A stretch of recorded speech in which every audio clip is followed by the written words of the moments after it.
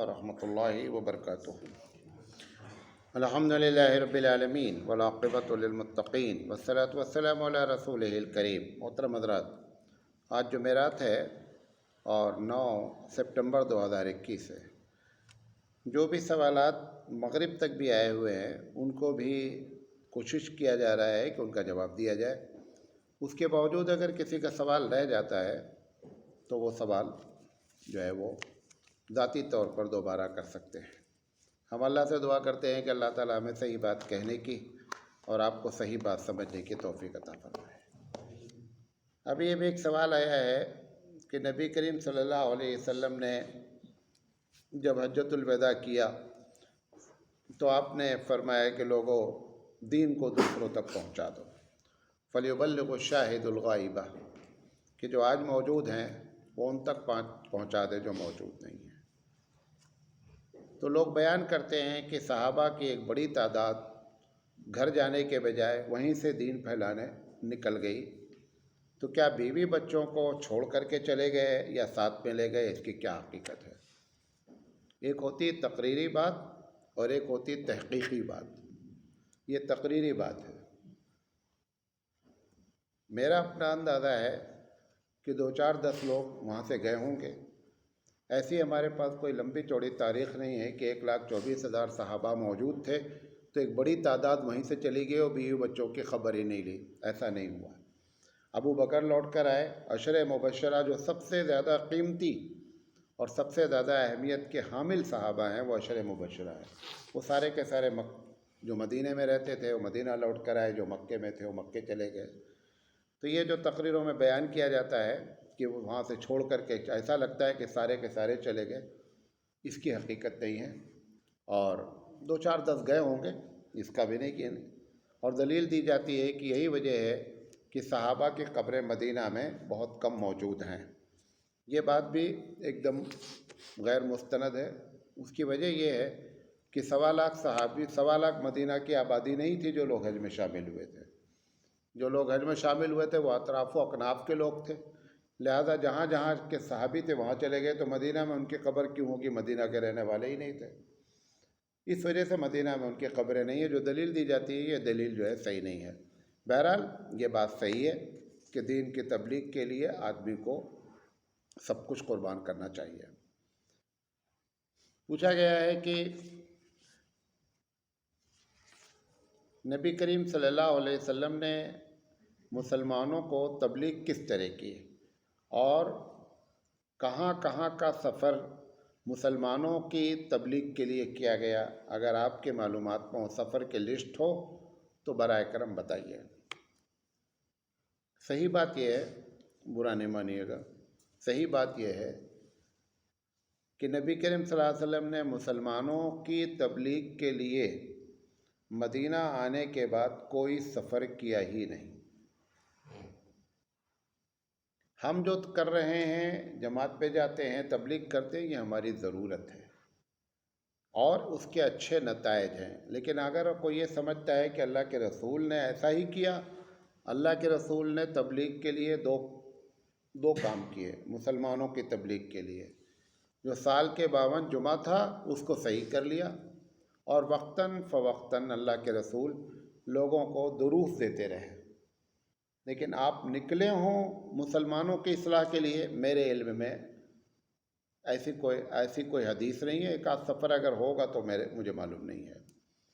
پوچھا گیا ہے کہ کیا عورتوں کا جماعت میں جانا جائز ہے، جبکہ بعض بڑے اداروں نے ناجائز کا فتویٰ دے رکھا ہے۔ میری سمجھ سے جن لوگوں نے بھی ناجائز کا فتویٰ دیا ہے ان کو اپنے فتوے پر نظر ثانی کرنی چاہیے، کیونکہ تبلیغ دین کے لیے اگر عورت جاتی ہے اور جماعت جس طریقے سے لوگوں کو اصول کے تحت دے جاتی ہے کہ محرم ہو، بہت سی کنڈیشنز ہیں، لہذا جو ہے وہ ناجائز کا فتویٰ نہیں دینا چاہیے۔ اور دین کا کام ہے، اگر عورتیں جاتی ہیں اپنے محرم کے ساتھ تو جا سکتی ہیں۔ اور اس مسئلے میں جن لوگوں نے بھی فتویٰ دیا تو اب بعض ہمارے نئے علماء ہیں، انہوں نے اس فتوے کے خلاف بھی فتویٰ دیا کہ عورتوں کا جماعت میں جانا جائز ہے۔ انہوں نے کہا ہے کہ آپ اپنی رائے بتائیے۔ ویسے میں کوئی بہت بڑا فقیہ نہیں ہوں کہ رائے بتاؤں، لیکن میں ان کے ساتھ ہوں جو جائز کا فتویٰ دیتے ہیں کہ عورتیں تبلیغ میں جا سکتی ہیں۔ پوچھا گیا عورت کا بال کاٹنا منع ہے، اس پر ہمارے پاس کیا دلیل ہے؟ دیکھیں، کوئی عورت اس طریقے سے بال کاٹے اپنا کہ پیچھے سے، جس کو ہم انگریزی میں کہتے ہیں بوائے کٹ، کہ پیچھے سے وہ یہ معلوم ہو کہ یہ لڑکا ہے، یہ حرام ہے۔ اگر عورت، دوسرا بتا رہا ہوں، اگر عورت بال منڈائے استورا سے، یہ بھی حرام ہے۔ لیکن اگر عورت نے پیچھے سے بال کاٹا، 4 انچ کاٹا، 6 انچ کاٹا، اور اس کے باوجود پیچھے سے وہ عورت ہی لگ رہی ہے، تشبہ بالرجال، مرد کے مشابہ نہیں ہوئی ہے، تو میری سمجھ سے نہ کاٹنے کی کوئی دلیل ہمارے پاس موجود نہیں ہے۔ کم سے کم ہم کو نہیں معلوم ہے کہ کوئی حدیث ایسی ہو جس میں اللہ کے رسول نے یہ منع کیا ہو۔ ایسی کوئی حدیث نہیں ہے۔ بعض لوگوں نے فتویٰ دیا ہے عورتوں کا بال کاٹا ممنوع ہے، لیکن دلیل جو ہے وہ نہیں ہے۔ جب دلیل بات کی جاتی ہے تو کہتے ہیں تشبہ بالرجال۔ میں کہہ رہا ہوں تشبہ بالرجال نہیں ہو رہا ہے، آدمی کے مشابہ نہیں ہو رہا ہے اس کا بال، تو جائز ہے کہ نہیں جائز؟ تو پھر بہت سے لوگ کہتے ہیں جائز ہے، وہ جو میں کہتا ہوں، میں بھی یہی کہتا ہوں جائز ہے۔ لیکن بہرحال منع کرنے کی کوئی دلیل موجود نہیں ہے۔ کچھ ہے کہ آپ نے پچھلے جمعہ بتایا کہ عورتوں کا مسجد میں جانا مکروہ ہے، تحریمی کا فتویٰ ہے۔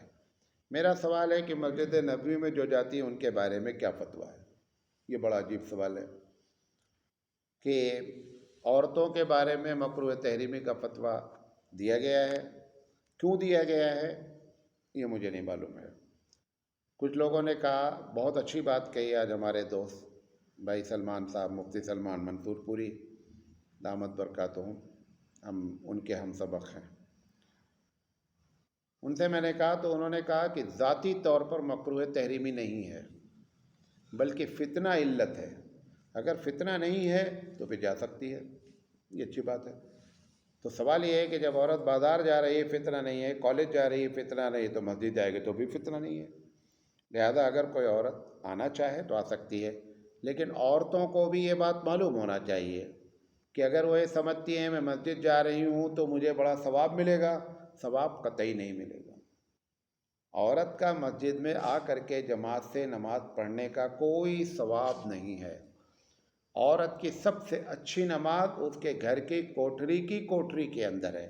لہذا یہ سمجھ کر اگر کوئی عورت آتی ہے تو ایک دم غلط کرتی ہے۔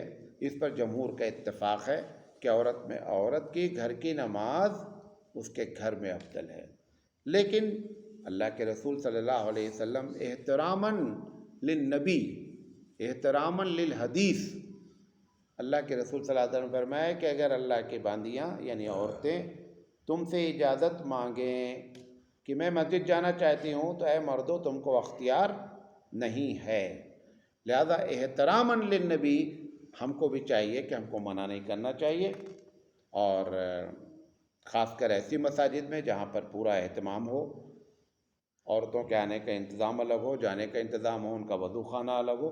اگر کوئی عورت آنا چاہتی ہے تو منع نہیں کرنا چاہیے، لیکن پھر میں یہ کہوں گا کہ وہ یہ سمجھ کر نہ آوے کہ میں مسجد جا رہی ہوں تو مجھے 27 گنا ثواب ملے گا۔ ثواب کچھ بھی نہیں ملے گا، اس کے گھر کا ثواب ہی سب سے بڑا ثواب ہے۔ پوچھا گیا بیوہ عورت کس طرح کے کپڑے پہن سکتی ہے؟ ایک عورت اگر بیوہ ہے اور عدت گزار رہی ہے تو پھر ایسی شکل میں اس کو کوئی بھی ایسا کپڑا نہیں پہننا چاہیے جو اپنے شوہر کے لیے پہنتی تھی۔ کلرفل کپڑا نہیں پہننا چاہیے، اٹریکٹو کپڑا نہیں پہننا چاہیے، میک اپ نہیں کرنا چاہیے۔ لیکن ہم لوگوں نے غیروں کو دیکھا دیکھی اب یہ بھی کر دیا ہے کہ 4 مہینہ 10 دن جب گزر جاتا ہے پھر بھی ہم اس کو سفید کپڑا ہی کیا کرتے پوری زندگی پہناتے ہیں۔ یہ ہندوانہ رسم ہے، اس کا اسلام سے کوئی تعلق نہیں ہے۔ 4 مہینہ 10 دن گزر جانے کے بعد وہ عورت ایک دم نارمل ہوتی ہے، کوئی فرق نہیں پڑتا ہے۔ جیسا کپڑا شریعت نے اجازت دی ہے، ہر کلر پہن سکتی ہے، ہر طریقے کا کپڑا پہن سکتی ہے۔ پوچھا گیا ہے مولانا صاحب گھر کی اوپننگ کے وقت سنت طریقہ کیا ہے؟ اذان دینا، 3 انہوں نے لکھا ہے حضرت نے۔ اذان دینا، ان کے لکھنے سے معلوم ہے یہ بھی ہوتا ہے، مجھے تو معلوم نہیں تھا۔ اذان دینا کہ مطلب جب گھر کی اوپننگ ہو تو وہ مولوی صاحب کو لے جاتے ہیں، کیونکہ کھانے پینے کا جگاڑ ہوتا ہے تو ہم جاتے بھی ہیں۔ اب جا کر کے وہاں کچھ نہ کچھ تو کرنا ہے ہم کو نا، تو کیا بولتے ہیں، چاروں کونے پر اذان دو، تبھی تو معلوم ہوگا کہ مولانا صاحب آئے تو کچھ جانتے ہیں یہ۔ تو چاروں کونے پر مولوی صاحب اذان دلاتے ہیں، اور وہ شیطان گھر کے بیچ میں آ کے بیٹھ جاتا ہے، کونے سے بھاگتا ہے، بیٹھتا کہاں ہے، بیچ میں آ کے بیٹھ جاتا ہے۔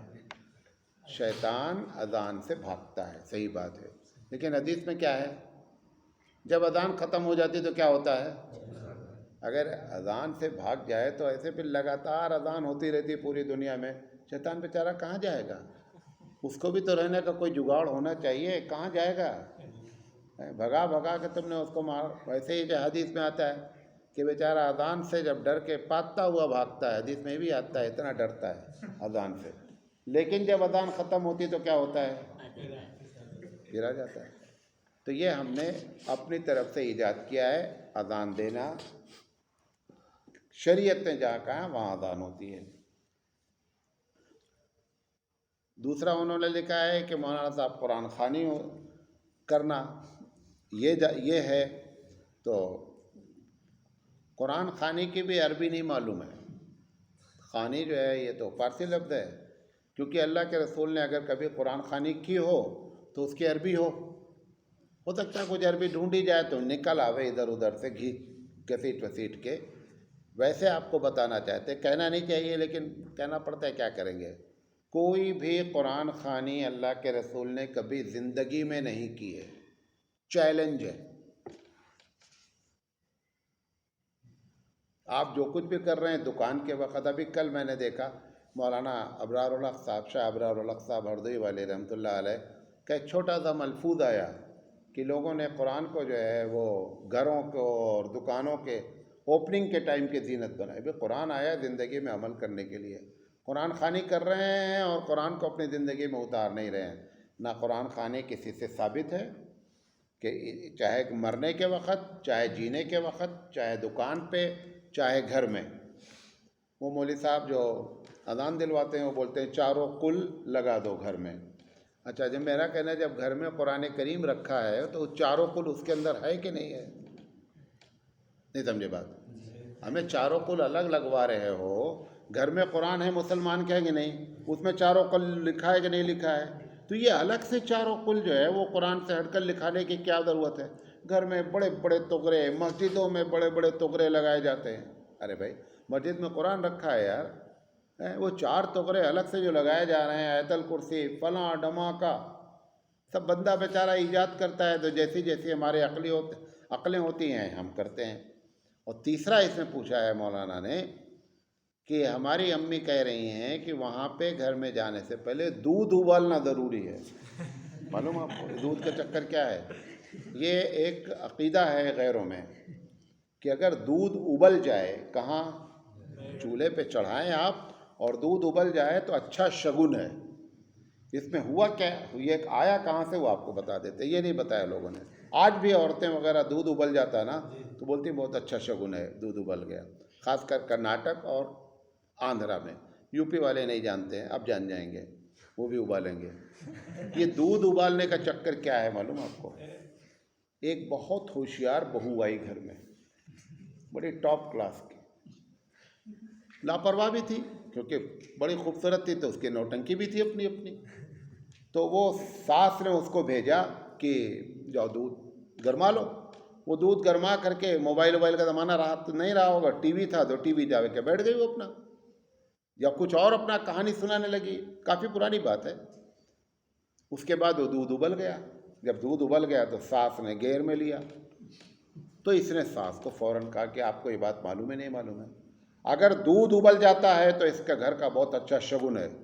وہ ساس نے اس کو خوب کہا رے، وہاں سے یہ دودھ ابالنے کا چکر چلا، اس نے اپنی جان بچائی اور تمہارا عقیدہ خراب کیا۔ اب گھر کی اوپننگ کا صحیح طریقہ کیا ہے، آپ گھر میں داخل ہونے کی دعا اللہ کے رسول نے بتائی، وہ دعا پڑھیں، بسم اللہ الرحمن الرحیم کہہ کے گھر میں داخل ہو جائیں، ختم۔ لیکن چونکہ بھارت کے لوگوں کا بھارتی اسلام ہے، بھارت کے لوگوں کا اللہ کے رسول کا بتایا ہوا اسلام تو بہت خال خال ہے، کہیں کہیں ہمارا دل چاہتا ہے ہم کرتے ہیں. ابھی ہم مولانا مفتی صاحب سے بات کر رہے تھے، توقیر بھائی سے.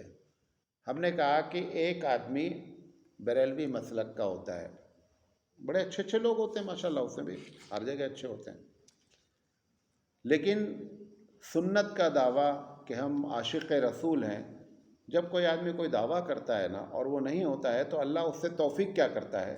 چھین لیتا ہے.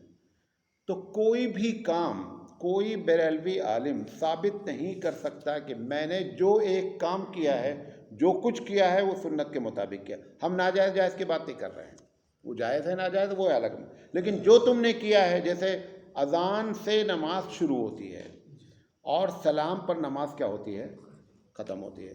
آپ ایک دن دیکھ لیں کہ آپ نے اذان سے پہلے سلام پڑھا ہے، درود پڑھا ہے، اللہ کے رسول نے پڑھا ہے؟ کبھی نہیں پڑھا. اقامت سے پہلے آپ اقامت سے پہلے درود، میں درود پڑھنا جائز ناجائز یہ ایک الگ ٹاپک ہے. میں صرف ایک بات کہہ رہا ہوں کہ جو لوگ جھوٹا دعویٰ کرتے ہیں، پروردگار عالم کی سنت یہ ہے کہ ایسے جھوٹے لوگوں سے اللہ تعالیٰ توفیق کیا کرتا ہے؟ چھین لیتا ہے. اب اس کے بعد سلام پھیرنے کے بعد جتنی بھی ڈرامے بازی ہوتی ہے، کوئی چیز، کوئی یہاں ہاتھ رکھ رہا ہے، کوئی یہاں ہاتھ رکھ رہا ہے. ایک صاحب یہاں رکھے، میں بولا بھیا دائنی طرف کیا ہے؟ کہا مولانا دل ہے. ہم نے کہا ہاتھ چینج کر یار، دل بائیں طرف ہوتا ہے. کہا یار ہم تو اتنے زمانے سے رکھ رہے ہیں. ہم نے کہا ہاتھ سے بائیں طرف رکھا کرو. ہر آدمی الگ الگ کیوں کر رہا ہے؟ کیونکہ اس نے سوچا ہی نہیں کہ حبیب مصطفیٰ سلام پھیرنے کے بعد کیا کرتے تھے. اللہ کے رسول صلی اللہ علیہ وسلم کی عادت تھی سلام پھیرتے ہی پہلا کام استغفر اللہ اللہ اکبر کہتے تھے. وہ توفیق چھین لی ہم سے اللہ نے. کیوں؟ کیونکہ جھوٹے ہم ہیں، دعوے دار ہیں کہ ہم عاشق رسول ہیں. تو اللہ تعالیٰ کیا کیا توفیق اٹھ لیا. کوئی یہاں ہاتھ رکھتا، کوئی یہاں ہاتھ رکھتا، کوئی آنکھ چوم رہا ہے. جس کا جو دل میں سما رہا ہے کر رہا ہے. ذرا برابر نہیں سوچتا ہے کہ ہمارے رسول اکرم نے، جنہوں نے یہ بات فرمائی کہ لوگوں میں نے تم کو ایسے راستے پر چھوڑا ہے جس کی راتیں دن کے مانند ہیں.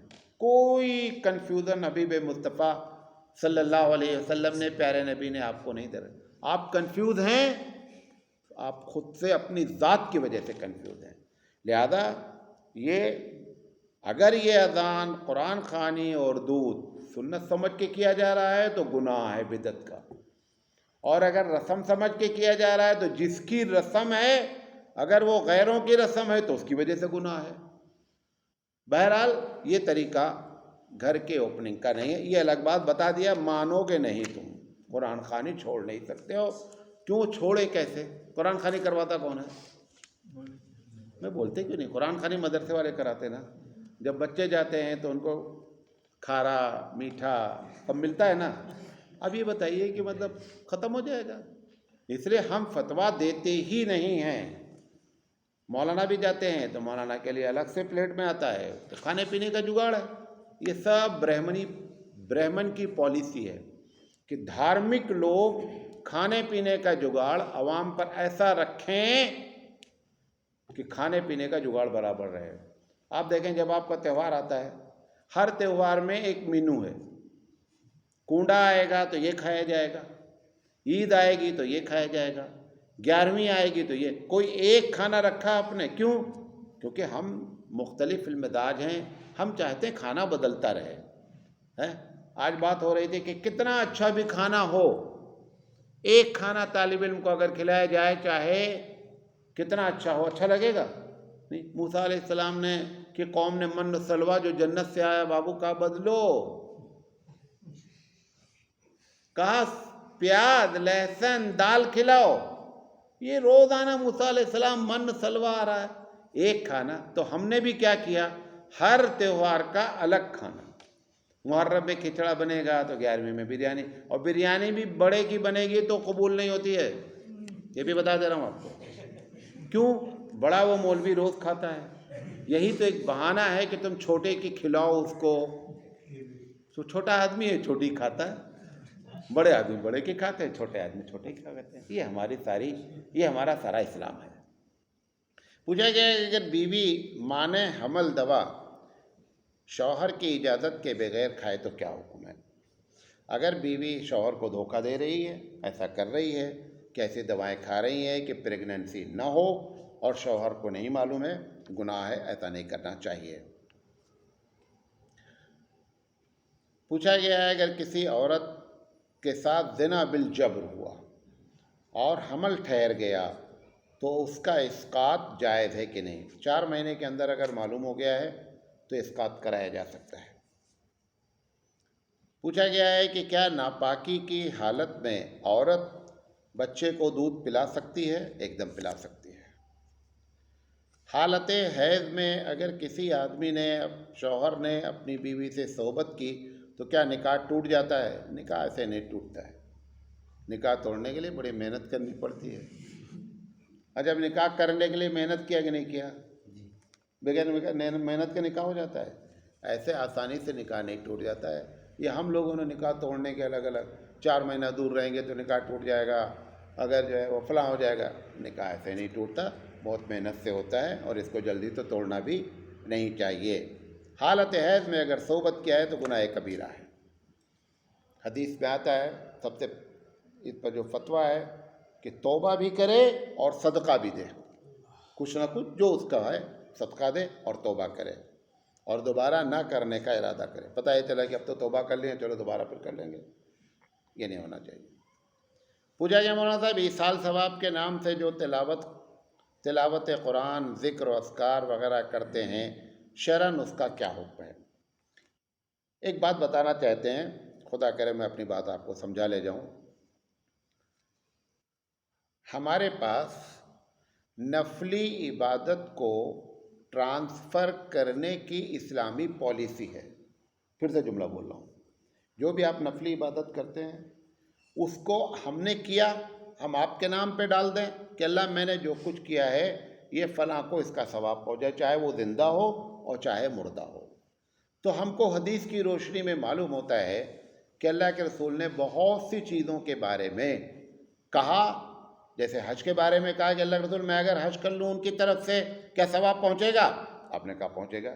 پتہ چلا کہ ثواب ٹرانسفر ہوا۔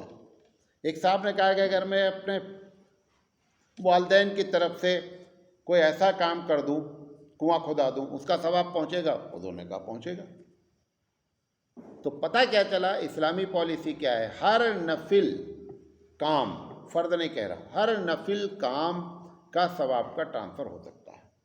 لہذا قرآن کا پڑھنا بھی نفل ہے، نفلی کام ہے، درود شریف پڑھ کے نفلی کام ہے۔ ہوتا کیا ہے اس میں ٹرانسفر؟ ہوتا کیسے؟ ہم دعا کیا کرتے ہیں کہ اللہ اس پڑھنے میں جو ہم کو ثواب ملا ہے یہ ثواب کس کو پہنچا دے؟ امی کو پہنچا دے، ابا کو پہنچا دے، بھیا کو پہنچا دے، جس کو پہنچانا ہے پہنچا دے۔ لہذا یہ کیا جا سکتا ہے۔ اب اس میں ایک سوال صرف اٹھتا ہے کہ بعض ثواب کا ذکر حدیث میں نہیں ہے۔ علامہ ابن قیم رحمۃ اللہ علیہ کی ایک کتاب ہے، اس کا نام ہے کتاب الروح۔ کتاب الروح، حالانکہ علامہ ابن قیم دیکھا جائے تو مسلکن جو ہے وہ احمد بن حنبل رحمۃ اللہ علیہ کے فالوور ہیں، لیکن چونکہ مجتہد ہیں لہذا بعض لوگ ان کو اہل حدیث بھی کہتے ہیں۔ بہرحال وہ مجتہد ہیں علامہ ابن قیم رحمۃ اللہ علیہ۔ علامہ ابن قیم رحمۃ اللہ علیہ رسول میں لکھا کہ قرآن مجید کے پڑھنے کا ثواب مردے کو پہنچتا ہے۔ تو ان پر یہ اعتراض ہوا کہ حضرت آپ تو بغیر حدیث کے ہلتے نہیں ہیں، اور ڈائریکٹ حدیث قرآن مجید کا ثواب پہنچنے کی موجود نہیں ہے، صحیح کوئی حدیث نہیں موجود ہے، تو یہ آپ نے فتویٰ کیسے دیا؟ حضرت نے بہت پیارا جواب دیا، اور اگر کسی کو چاہیے تو وہ ایصال ثواب پر پوری ہماری تقریر ہے وہ بھیج دوں گا۔ حضرت نے فرمایا کہ اللہ کے رسول صلی اللہ علیہ وسلم، غور سے سنیے گا تو سمجھ پائیں گے ورنہ باؤنسر جائے گا۔ باؤنسر جانتے ہیں؟ کرکٹ کا بال اوپر سر سے جب جاتا تو کیا بولتے ہیں؟ باؤنسر۔ ایسے یہ بھی جائے گی بات۔ علامہ ابن قیم رحمۃ اللہ علیہ نے فرمایا کہ اللہ کے رسول سے ایصال ثواب کے بارے میں ڈائریکٹ کوئی حدیث نہیں ہے، نہیں سمجھے؟ اللہ کے رسول نے خود سے کہا ہو کہ فلاں کام کرو مردے کو ثواب پہنچتا ہے، ایسی کوئی حدیث موجود نہیں ہے۔ حدیث کیسی موجود ہے؟ ایک صحابی نے پوچھا ایک بات، حضور نے کہا یس، ہاں بھائی پہنچتا ہے۔ پھر دوسرے صاحب نے دوسری بات پوچھی، حضور نے کہا ہاں بھائی پہنچتا ہے۔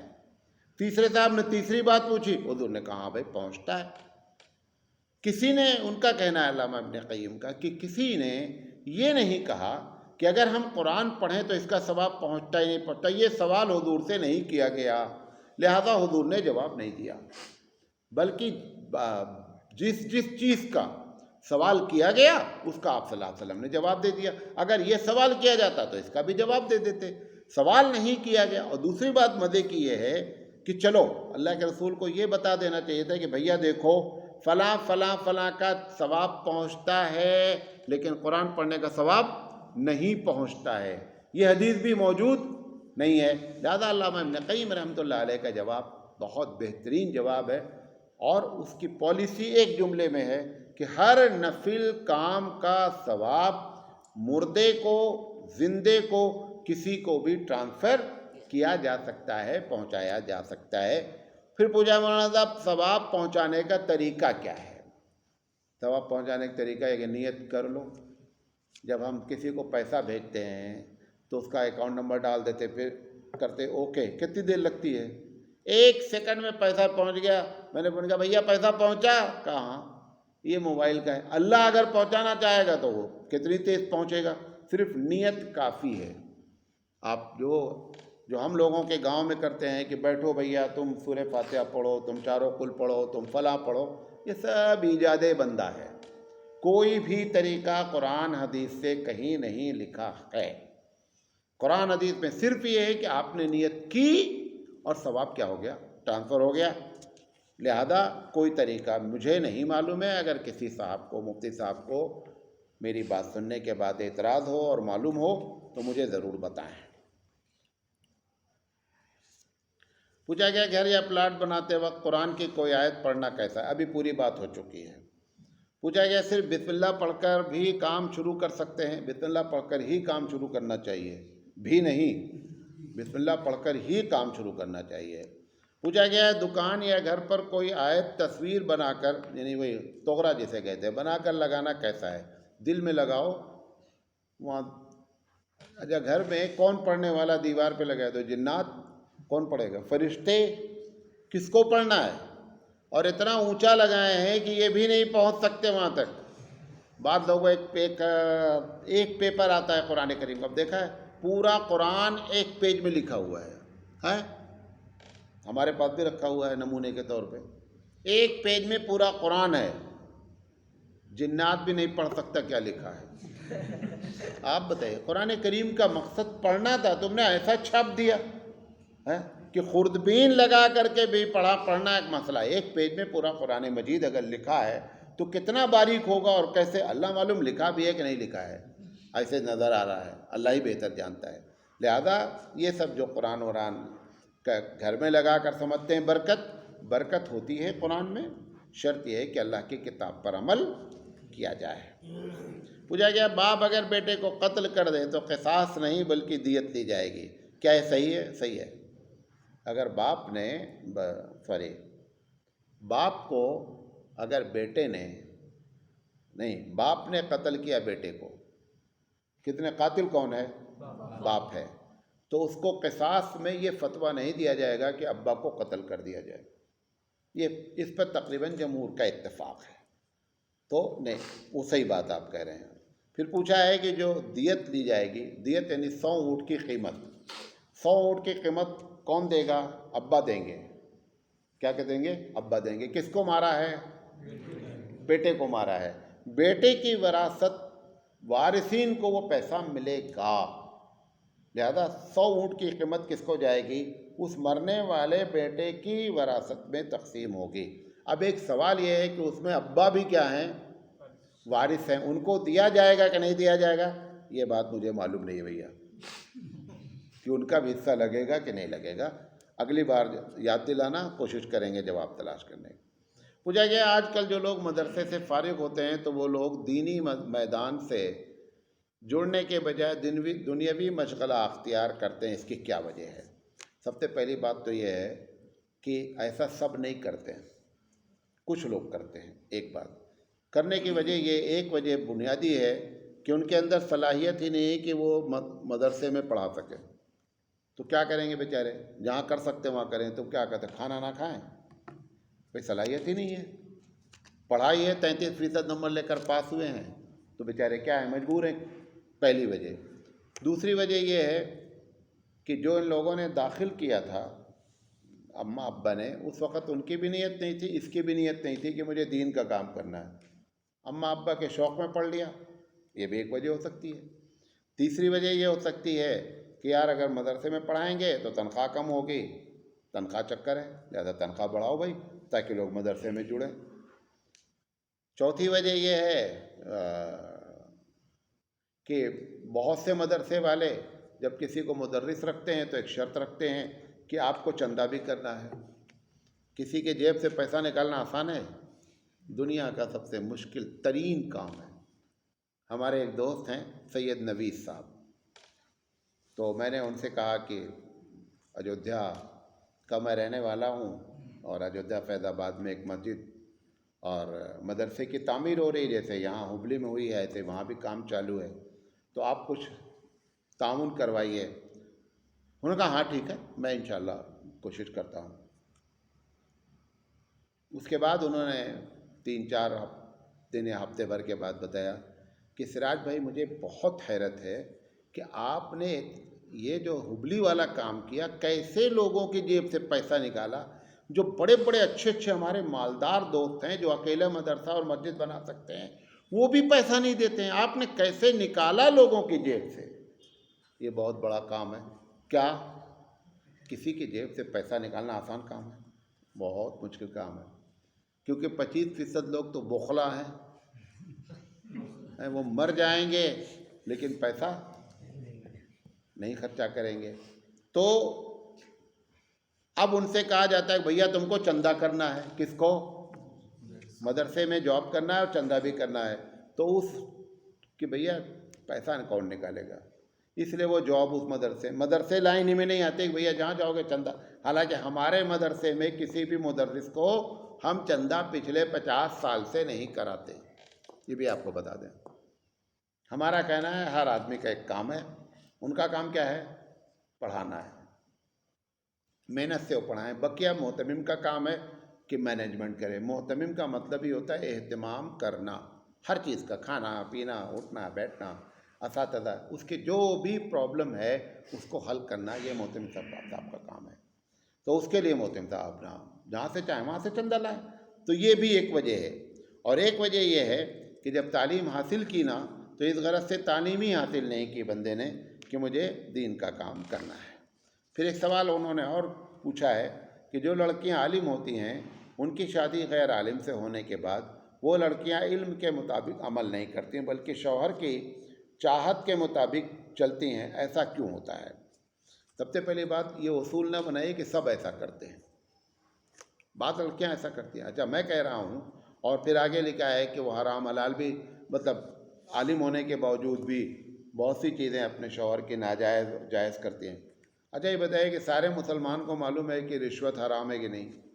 کوئی آدمی کنفیوز ہے اس کے باوجود رشوت لیتا نہیں لیتا؟ وہ انجینئر صاحب کو کوئی نہیں بولتا، یہ عالمہ بیچاری اگر کر دی تو اس کے پیچھے پڑ گئے۔ وہ انجینئر صاحب بھی تو رشوت لے رہے ہیں کہ نہیں لے رہے ہیں؟ ان کو کیا کنفیوژن ہے کہ رشوت حلال ہے، رشوت گفٹ ہے؟ کچھ نہیں۔ تو ہم لوگ، بہت سے لوگ، جیسے یہ بیچاری جانتی ہے حرام ہے، بہت سی وجہ ہوگی، ہو سکتا ہے شوہر کا دباؤ ہو، شوہر کی زیادتی ہو، نہیں فیصلہ لے پا رہی ہے، بہت سی وجہ ہو سکتی ہے، لیکن یہ نہیں سمجھا جائے، کیونکہ میں ایسی بھی عالمہ عورتوں کو جانتا ہوں کہ جنہوں نے اپنے شوہر کو، غیر دیندار کو لا کر کے کس پہ کھڑا کر دیا، انہوں نے دین پہ کھڑا کر دیا۔ ایسی بھی مثالیں ہمارے پاس موجود ہیں۔ پوچھا گیا قرآن کی کل آیت تعداد میں اختلاف کیوں ہے؟ بعض لوگ کہتے ہیں 6666 آیت ہے اور بعض لوگ کہتے ہیں 6236 آیتیں ہیں۔ جن لوگوں نے آیتوں کے گننے میں اختلاف کیا ہے اس کی وجہ یہ ہے کہ ایک جگہ مثال کے طور پر توئے بنا ہوا ہے تو اس کو پکی آیت مان لیا، انہوں نے آیت وہیں پہ ختم کر دیا۔ دوسرے صاحب نے پکی آیت اسے نہیں مانا اور اگلی آیت ملا کر کے ایک آیت لکھا، اس وجہ سے اختلاف ہے۔ ورنہ کوئی قرآن حدیث کی بات نہیں ہوئی کہ قرآن میں لکھا ہے کہ 6666 آیت میں نے نازل کیا ہے، یہ لوگوں نے گنا ہے، گننے میں ادھر ادھر کیا ہوا ہے، گننے میں غلطی نہیں ہوئی ہے۔ آیت ختم کہاں ہوگی کون سی، اس میں اختلاف ہونے کی وجہ سے یہ اختلاف، جیسے مثال کے طور پر الف لام میم ذالک الکتاب لا ریب فیہ، اب ایک آدمی کہتا ہے الف لام میم ذالک الکتاب لا ریب فیہ مل کر کے ایک آیت ہے، ایک آدمی کہتا ہے نہیں الف لام میم ایک آیت ہو گئی، ذالک الکتاب لا ریب فیہ دوسری آیت ہے، تو اختلاف ہوگا کہ نہیں ہوگا؟ نمبر کا اختلاف ہوا، آیت کا اختلاف نہیں ہوا الحمدللہ۔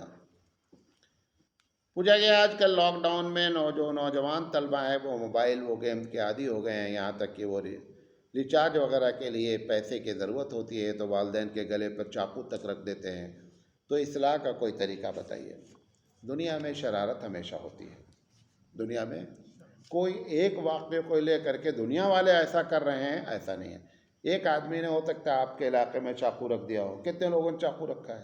یہ ہماری عادت ہے کہ ہم ایک کو فوکس مارتے ہیں اور بڑی تعداد کو کیا کرتے ہیں، بھول جاتے ہیں۔ مثال کے طور پر جب ہم کبھی انفاق پہ تقریر کرتے ہیں، مولانا سراج جیسے لوگ، ابو بکر صدیق رضی اللہ تعالی عنہ نے پوری دولت لٹا دی، صحیح بات ہے، اچھا 1,24,000 1,23,999 نے کیا کیا اس کا ذکر نہیں کرتے۔ ایک آدمی نے دولت لٹائی، اس کو میں نہیں کہہ رہا ہوں ابو بکر کی شان ہے، لیکن یہ کیا بات ہوئی کہ ایک آدمی کو نمونہ بنا لیا گیا اور 1,23,999 کا کچھ پتہ ہی نہیں ہے۔ یہ بیلنس سی گفتگو کو ہونا چاہیے۔ ہوا ہوگا کوئی واقعہ، اور رہی یہ بات کہ موبائل پہ گیم ہے تو موبائل ابا ہی نے خریدوایا تھا تو ابا ہی کو ریچارج کرانا پڑے گا۔ خریدوایا کون؟ ابا ریچارج کرے، یا شادی کر لو اور بیوی کی طرف سے وہاں جہیز آ جائے موبائل، کیا جہانگیر میں جہیز میں بھی آ جاتا ہے آج کل موبائل، اب تو اس میں بھی نمبر بتاتے ہیں A1 چاہیے فلاں چاہیے دنیا بھر کا۔ کون کون جہیز لے گا اس میں؟ مسجد میں بیٹھا ہاتھ اٹھا، کون کون جہیز لے گا؟ کوئی نہیں لے گا؟ بولو انشاءاللہ لیں گے آپ؟ لیں، مولانا صاحب لیں گے؟ مسجد میں بھی جھوٹ کیوں بولنا ہے؟ آپ لوگ لیں گے؟ الحمدللہ، اللہ کے رسول کی سنت جہیز مانگنے والا فقیر ہے، جہیز مانگنے والا کیوں؟ قرآن مجید نے جہاں پہ ذکر کیا ہے کہ الرجال قوامون علی النساء، کہ مرد کو اللہ نے قوام بنائے، علت کیا لکھی وہاں پر؟ کیونکہ تم ان کے اوپر پیسے خرچ کرتے ہو، لہذا تم کو اللہ نے مرد بنایا ہے، تم کو پیسہ خرچ کرنا ہے، پیسہ مانگنا نہیں ہے۔ لہذا جہیز مانگنا لینا، کوئی دے رہا ہے لے لے، وہ ایک الگ مسئلہ ہے، لیکن باقاعدہ تلاش کرنا کیسی جگہ شادی کریں گے جہاں جہیز ملے یا مانگنا، یہ شرعاً صحیح نہیں ہے۔ بہرحال تو ابا نے غلطی کی ہے، ابا بھگتیں گے۔ پوچھا گیا دوران سفر قبلے کی طرف رخ کرتے ہوئے چلتی بس یا گاڑی میں بیٹھ کر کیا نماز پڑھی جا سکتی ہے؟ اس مسئلے میں دو باتیں ہیں۔ ایک رائے یہ ہے کہ اگر نماز چھوٹنے کا خطرہ ہے، نماز چھوٹنے کا خطرہ ہے، تو پھر ایسی شکل میں آدمی نماز پڑھ لے، بعد میں نماز کو کیا کر لے، دہرا لے۔ اور اگر نماز چھوٹنے کا خطرہ نہیں ہے، سواری اپنے بس میں ہے، جیسے کار ہے تو کار روکیں اور روک کر نماز پڑھیں۔ ایسی سواری ہے جس کے آپ تابع ہیں تو مجبوری ہے۔ اس میں ایک تیسری چیز بھی کہنی چاہیے، لیکن ہم کہتے نہیں، میں آپ کو بتا رہا ہوں کہ اگر ایسی مثال کے طور پر ایک آدمی کی ظہر کو چھوٹنے کا خطرہ ہے، کون سی نماز کا؟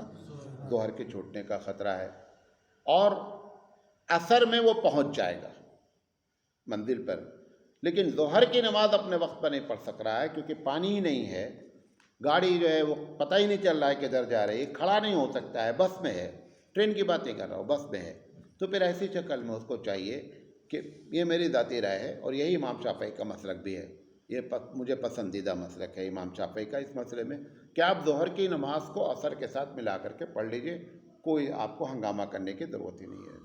اسی طرح اگر مغرب کا معاملہ ہو چھوٹنے کا تو آپ عشاء کے ملا کے پڑھ لیجئے، جمع بین الصلاتین کر لیجئے ایسے حالات میں، لہذا نماز چھوٹے گی نہیں۔ امام شافعی کے مسلک پر کیا کر لیں، ایسی جگہ پر عمل کر لیں، یہ میری ذاتی رائے ہے۔ پوچھا گیا ہے کہ دلالی کی اسلام میں کیا حقیقت ہے؟ دلالی لفظ اچھا نہیں ہے دلال، لیکن جس کو کمیشن لینا کہتے ہیں، کوئی بھی آدمی، ایک آدمی زمین دلاتا ہے کہ میں آپ کو زمین دلاؤں گا اور ایک آدمی سے کہتا ہے کہ میں آپ کو زمین آپ کی بکواؤں گا، دونوں سے کہتا ہے بھئی آپ بکوائیں گے تو اتنا پیسہ لیں گے، اور اگر کسی کو کہتا ہے کہ آپ خریدیں گے تو آپ سے اتنا لیں گے، اگر دونوں کو اطلاع دے دے رہا ہے تو پھر ایسی شکل میں دلالی کرنا جائز ہے، یہ کمیشن لینا جائز ہے، دھوکے میں رکھ کر نہیں کرنا چاہیے۔ پوچھا گیا ہے ایام 20 کے روزے کی اہمیت کی وجہ کیا ہے؟ حدیث میں تو میرے علم میں کوئی ایسا نہیں لکھا ہے کہ وجہ کیا ہے، جو مفکرین ہیں محققین ہیں انہوں نے جو بات لکھی وہ آپ کو بتا دیتا ہوں۔ ہر مہینے کی 13، 14، 15 کون سی تاریخ؟ 13 چاند کی، 13، 14، 15 کو ایام 20 کے روزے رکھنا سنت ہے۔ دنیا میں جب چاند ایک دم 14ویں کا ہوتا ہے جیسے کہتے ہیں نا، 13، 14، 15 کو پورا چاند ہوتا ہے، اس وقت سمندر اور چاند کے درمیان میں بہت زیادہ گڑبڑی ہو سکتی ہے، زلزلہ آ سکتا ہے، طوفان آ سکتا ہے، یہ کیفیت ہونے کے زیادہ چانسز ہوتے ہیں۔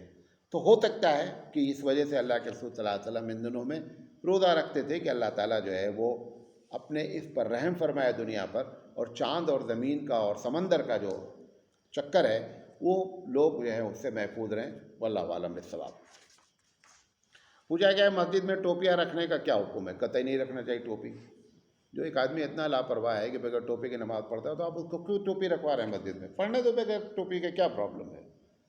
دوسرا، ٹوپی لا کر کے سڑی رکھیں گے، جیسے بعض لوگ ہیں دن بھر رومال سے منہ پوچھ رہے ہیں، دیکھا نماز کا وقت آیا تو اس کو کیا کر لیا انہوں نے، وہ ناک والا رومال جس پہ دن بھر ناک سے اس کا وزن بڑھ گیا تھا اس کا انہوں نے نماز میں سر پہ لگا لیا۔ احمق، حماقت کی انتہا ہے۔ بھائی ایسے موقع پہ ننگے سر نماز پڑھنا زیادہ افضل ہے بنسبت وہ ناک والا رومال لگانے کے۔ اسی طریقے سے وہ ٹوپی پلاسٹک والی، اچھا خود تو پہنیں گے ٹائٹ اچھی ٹوپی، مولانا صاحب مسجد میں لا کے رکھیں گے کون سی ٹوپی؟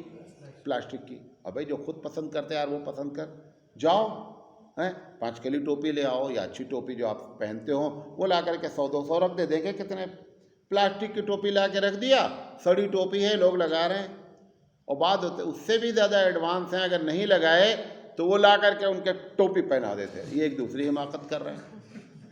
بعض لوگوں نے تو لکھا ہے ٹوپی پلاسٹک کی پہن کر نماز پڑھنا مکروہ ہے، معلوم آپ کو؟ یہ بھی فتویٰ دیا گیا ہے۔ لہذا یہ ٹوپی مسجد میں جو رکھے تھے، رکھنا ہے تو ٹاپ کلاس کی ٹوپی رکھو، اس کے صفائی کا پورا اہتمام ہو، کیونکہ آپ کے رکھنے کی وجہ سے وہ بغیر ٹوپی کے آیا ہے نا۔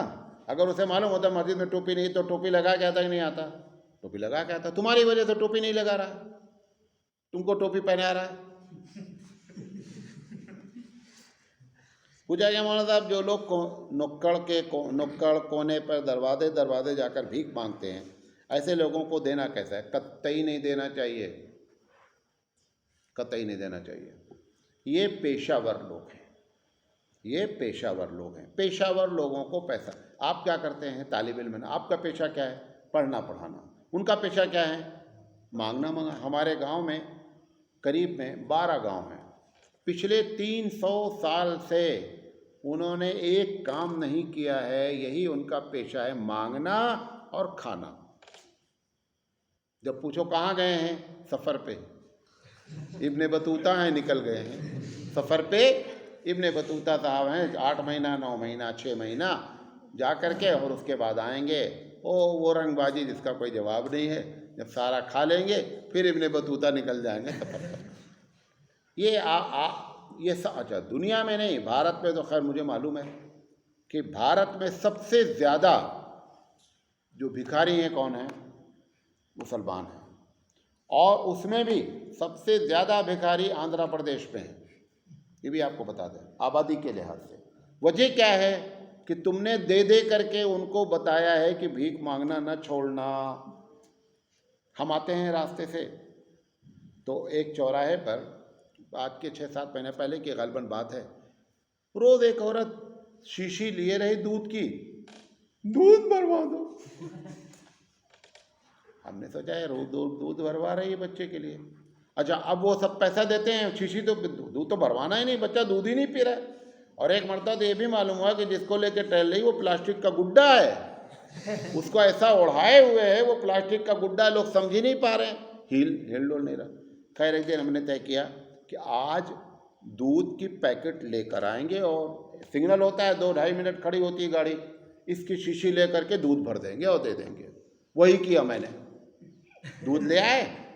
اب اس کے لیے مسئلہ ہو گیا، وہ دودھ وہ مانگے بھیک کیسے، شیشی بھر گئی، شیشی بھر گئی، سمجھے؟ اب وہ بھاگی وہاں سے، اب وہ تو دودھ پھینکنا ہے اس کو نا، ورنہ مانگے گی کیسے بھیک؟ تو یہ بیوقوف اپنے آپ کو ہم نہیں بنائیں ایسے۔ اب آپ کہیں گے کہ وہ حدیث ہے، حضور نے فرمایا کہ گھوڑے پر سوار بھی آوے تو بھیک دو، سب ٹکراتا رہتا نا۔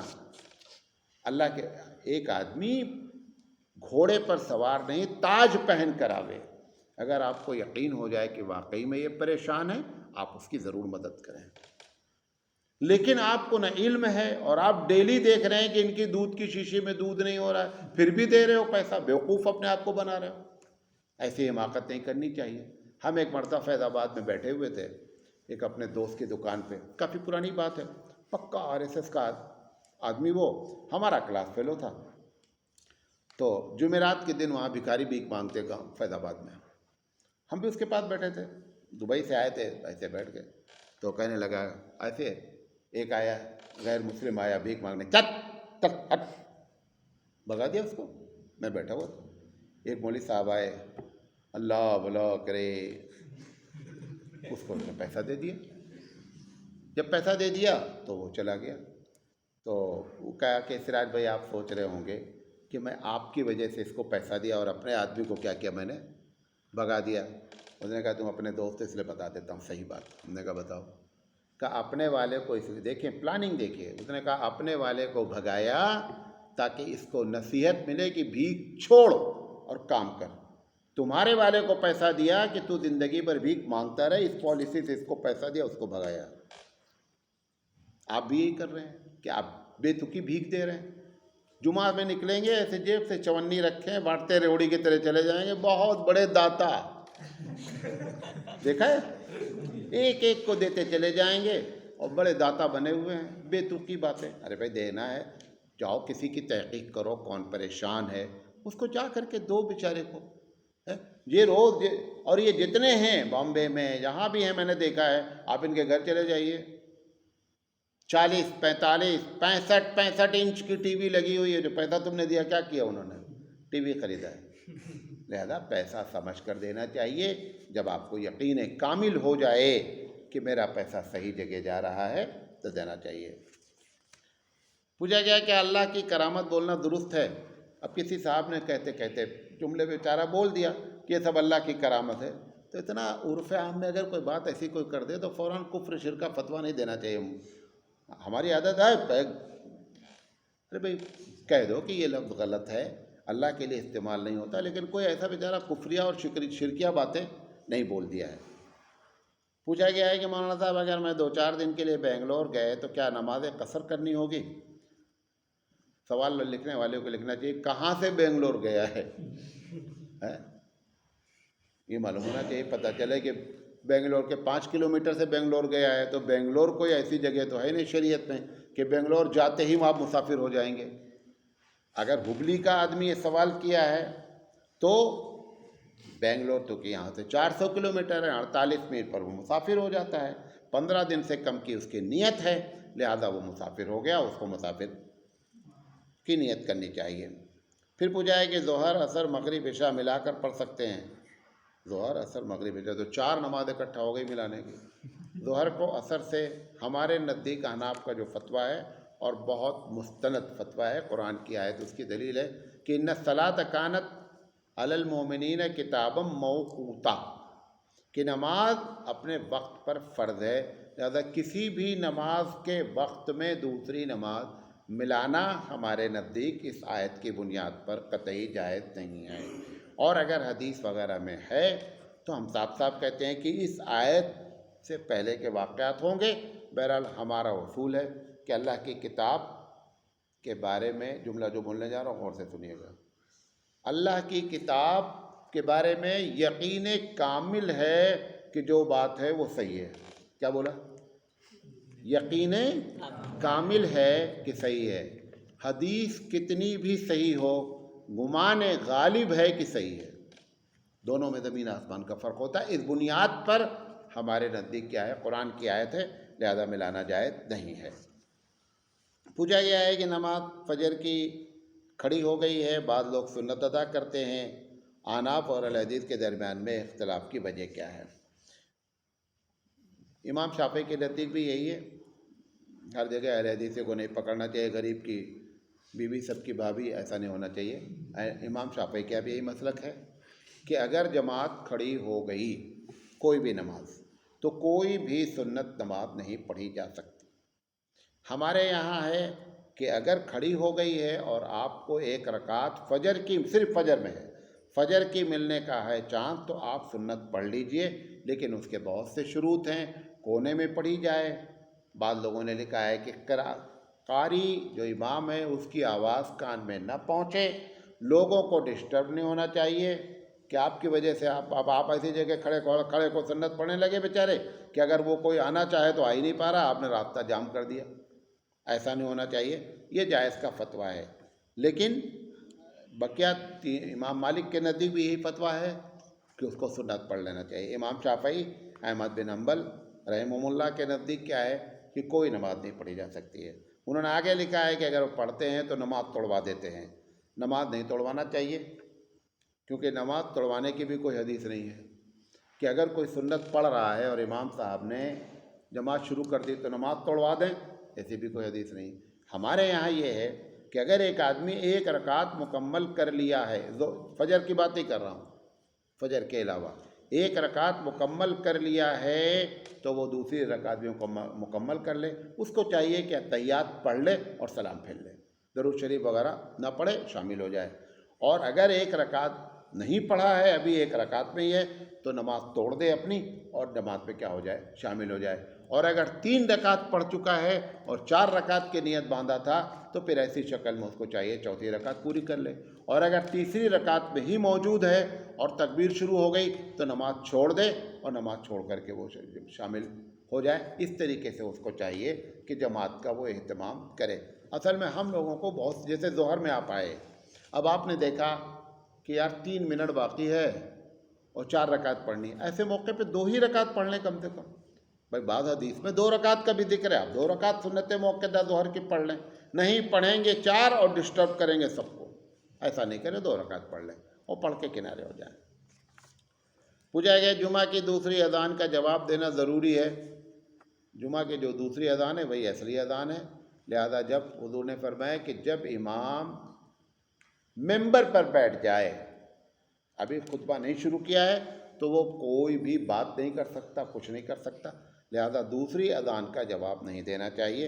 اور اگر بہت دینے کا دل چاہ رہا ہو تو پھر دل میں بولے۔ دل میں بولنے سے مطلب کیا ہوتا ہے کہ زبان اور ہونٹ نہ ہلیں، زبان اور ہونٹ نہ ہلیں۔ پوچھا کھڑے ہو کر درود و سلام پڑھنے کا کیا حکم ہے؟ اللہ کے رسول صلی اللہ علیہ وسلم نے کبھی کھڑے ہو کر درود و سلام نہیں پڑھا ہے۔ نمبر 1، سب سے بڑا درود کون ہے؟ درود ابراہیمی۔ کون سا درود ہے؟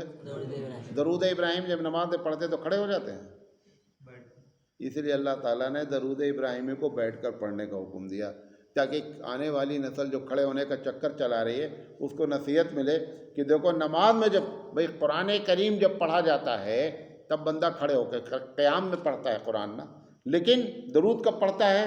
جب بیٹھا ہوتا ہے۔ خود نصیحت پکڑنا چاہیے کہ درود و سلام کے لیے کھڑا ہونا اگر اتنا افضل ہوتا تو درود ابراہیمی بھی ایسی حالت میں پڑھاتے اللہ کے رسول نماز میں جب آدمی کیا ہوتا؟ قیام کی حالت میں ہوتا ہے۔ پوچھا گیا موبائل ایپ میں گیم کھیل کر پیسے کمانا کیسا؟ ایک دم غلط ہے۔ پوچھا گیا حکومت کی طرف سے بہت ساری اسکیمیں آتی ہیں، اس میں ایک اسکیم یہ آتی ہے کہ اگر تمہاری آمدنی 1 لاکھ روپے سے کم ہے تو بچوں کی فیس جو ہے وہ معاف ہو جائے گی۔ میری آمدنی 1 لاکھ روپے سے زیادہ ہے تو کیا میں کم شو کر کے گورنمنٹ کا اسکیم کا فائدہ اٹھا سکتا ہوں؟ قطعی نہیں اٹھا سکتے ہیں۔ جھوٹ بولنا اسلام میں جائز نہیں ہے۔ گورنمنٹ جس ملک میں رہتے ہیں اس ملک کو دھوکہ دینا جائز نہیں ہے، یہ دھوکہ دینا ہے، زیادہ جائز نہیں ہے۔ باخر دعوانا ان الحمد للہ رب العالمین۔ سبحان اللہ۔